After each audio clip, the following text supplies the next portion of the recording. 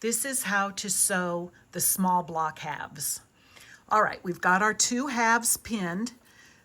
This is the right hand side, and remember, we did not pin in the center, we just pinned at the front and at the end.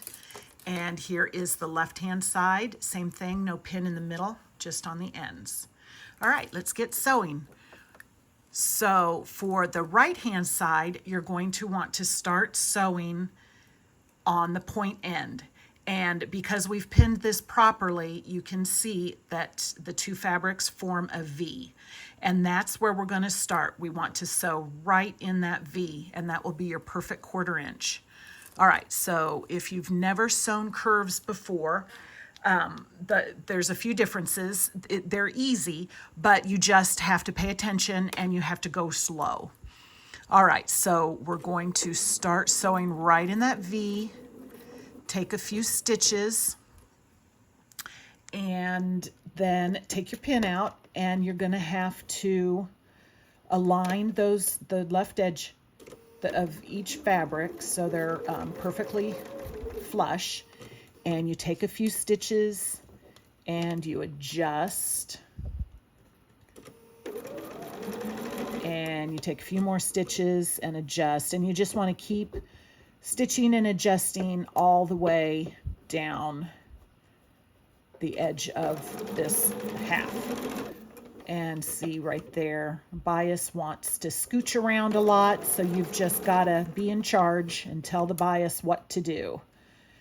And so down here, sometimes it wants to pleat on these ends down here, but if you just hold your fabric back and make sure you stay out of the seam line with the pleat, you know, it can pleat all at once out here.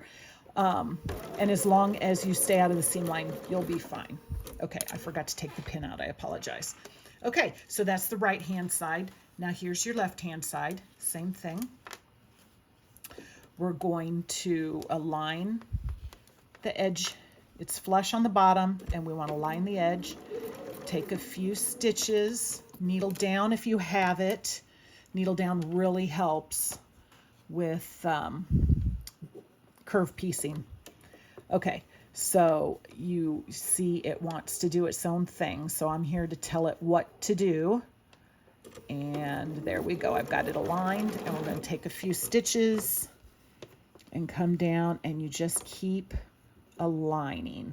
The small blocks are a little more finicky and finagly than the large blocks, but it's not too bad.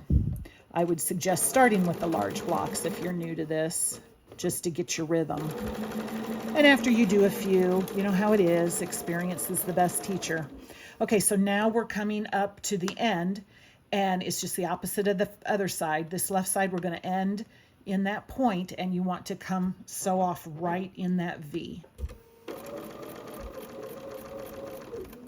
which is what I did there. Okay, so now let's take a look at what we've done, and here is the left side